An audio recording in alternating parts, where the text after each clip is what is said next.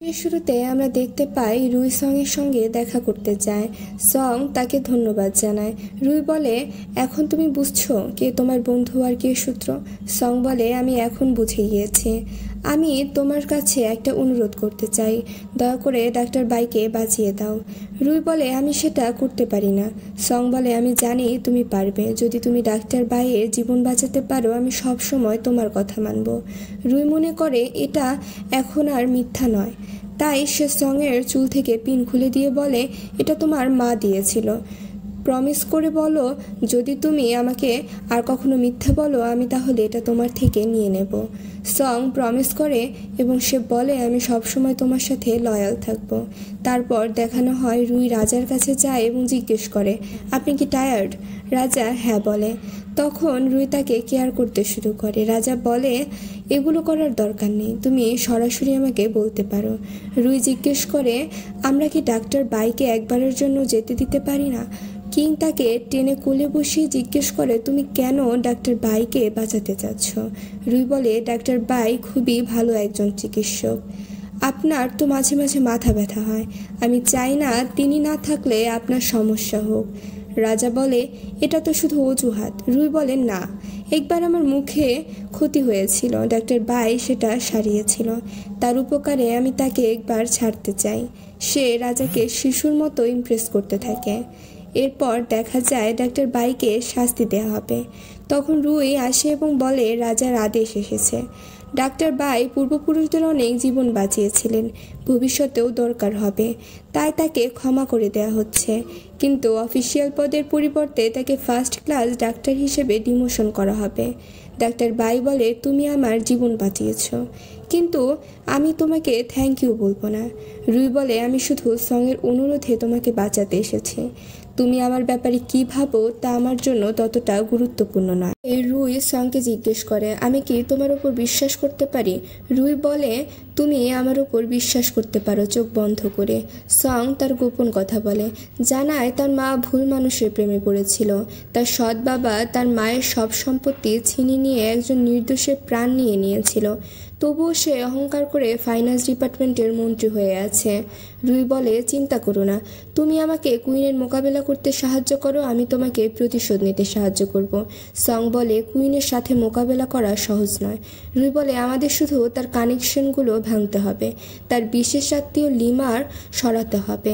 Song বলে, লিমাকে সরানো এত সহজ নয়। তবুও রুই সঙ্গে সঙ্গে মিলে প্ল্যান করে। এখানে কুইন ও লিমা কথা বলছিলেন। কুইন বললেন, কিছুদিন ধরে রাজা রুইয়ের সঙ্গে একটু বেশি সময় কাটাচ্ছেন। যদি এভাবে চলতে থাকে তাহলে ফিউচারে আমাদের জন্য সমস্যা হতে পারে। তখন লিমা বলল, আমার কাছে একটা সলিউশন আছে। যদি আপনি প্রেগনেন্ট হয়ে যান তাহলে আপনার ক্ষমতা আরও বেড়ে যাবে। সে রানীকে এক বিশেষ ওয়াইন এনে দেয়, বলেন এই ওয়াইন খেলে রাজা নিজে নিয়ন্ত্রণ হারাবেন। পরে কিং কুইনের কাছে আসেন এবং তার স্বাস্থ্যের খোঁজ নেন। কুইন বলেন, যদি আমার বাবা আপনার সঙ্গে কথা না বলতেন তাহলে কি আপনি আমার সঙ্গে দেখা করতে আসতেন? এতে রেগে কিং চলে যেতে চান, কিন্তু কুইন বলেন, আমি শুধু আপনার সঙ্গে কিছু সময় কাটাতে চেয়েছিলাম। কুইন ক্ষমা চান এবং কিংকে ডিনারে বসতে বলেন এবং তাকে সেই ওয়াইন অফার করেন। কিন্তু কিং যখন ওয়াইন পান করতে যাচ্ছিলেন তখন রুই সেখানে এসে ওয়াইন ছুঁড়ে ফেলে দেয়। কুইন রাগ করে জিজ্ঞেস করে, তুমি এত অভদ্র ব্যবহার কেন করছো? রুই বলে, এই ওয়াইনটাই খুব শক্তিশালী, আমি এখানে রানীর সাহায্য করতে এসেছি, ভিলেনকে ধরার জন্য। রানী বলে, এখানে ভিলেনকে? রুই বলে, ভিলেন লিমা, যিনি কিংকে মদ দিয়েছেন। কিং জিজ্ঞেস করে, তোমার কাছে কোনো প্রমাণ আছে? রুই বলে, আগে সে সঙ্গে সাহায্য করত আর তখন সে অনেক কিছু চুরি করত, তার সব রেকর্ড আমার কাছে আছে। কিং লিমাকে বলে, তুমি শুধু নিজের পরিচয় বদলে হরমে কাজ পেতে মিথ্যা বলনি, বরং আমার ওয়াইনেও বদলে আমাকে ক্ষতি করতে চেয়েছ, তাই তোমাকে মৃত্যুদণ্ড দেয়া হবে। রুই বলে, কুইন যদি নিজের দাসীকে শাস্তি দেন সেটা ভালো দেখাবে না, আমি নিজে এই বিষয়টা সামলাবো। কিং এতে রাজি হয়ে যায়।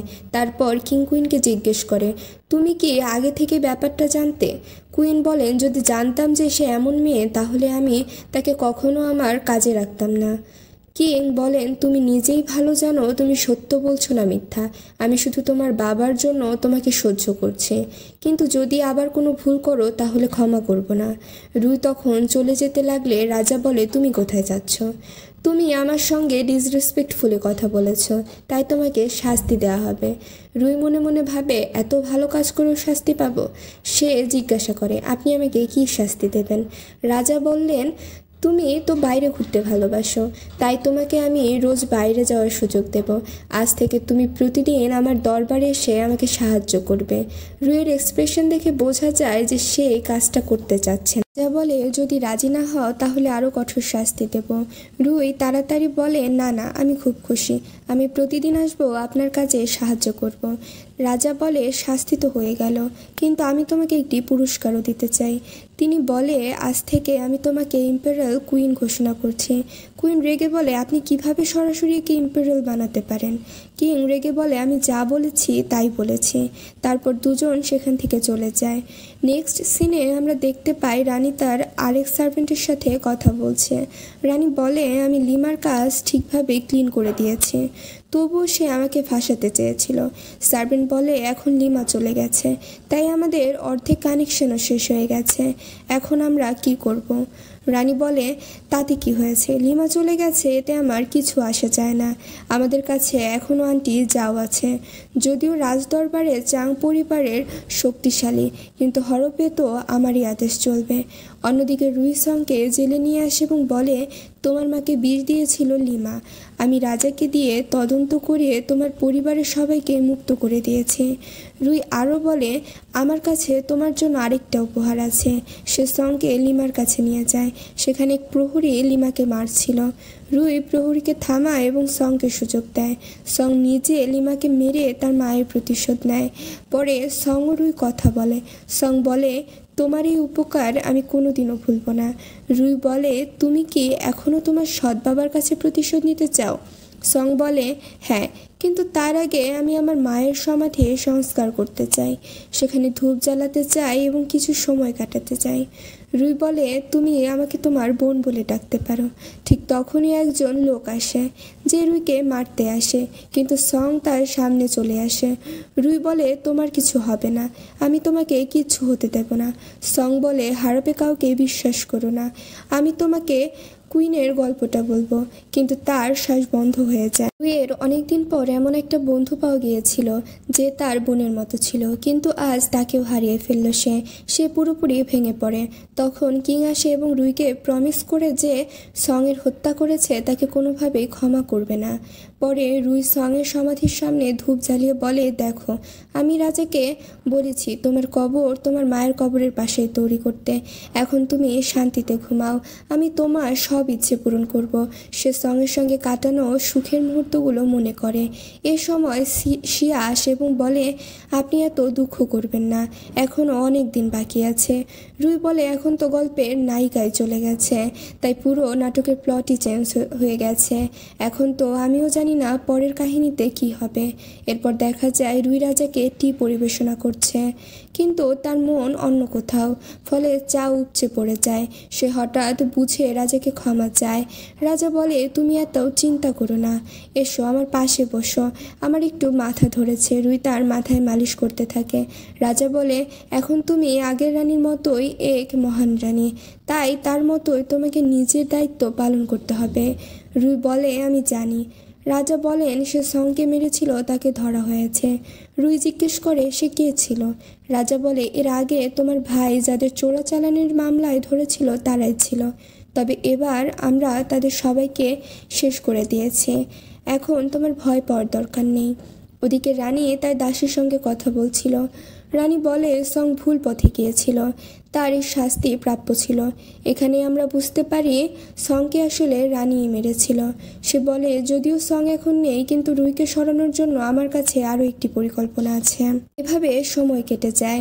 রুই বাগানে বসে ভাবছিল, বসন্তের মৌসুম এসে গেছে, আর আমি এখনও টিকে আছি। রানী এখনও পর্যন্ত কোনো চাল চালেনি। ঠিক তখনই রাজা আসে এবং বলে, এই কেকটা আমি বিশেষভাবে তোমার জন্য আনিয়েছি। রুই কেক খায়। অন্য কোন কোন বাইরা দূর থেকে দেখে এবং বলে রুই তার রাজা কতটা ঘনিষ্ঠ। যদি এভাবেই চলতে থাকে তবে রাজা খুব শিগগিরই নতুন উত্তরাধিকারী পেয়ে যাবে। ঠিক তখনই কুইন আসে এবং বলে বসন্তের সময় এসেছে, তাই আমি সবার জন্য কিছু গিফট রেডি করেছি। আর যেহেতু এখন রুই ইম্পেরিয়াল কুইন, প্রথম উপহারটা আমি তাকেই দিতে চাই। রুই মনে মনে ভাবে এখন আবার কি নতুন চাল চাচ্ছে। Next episode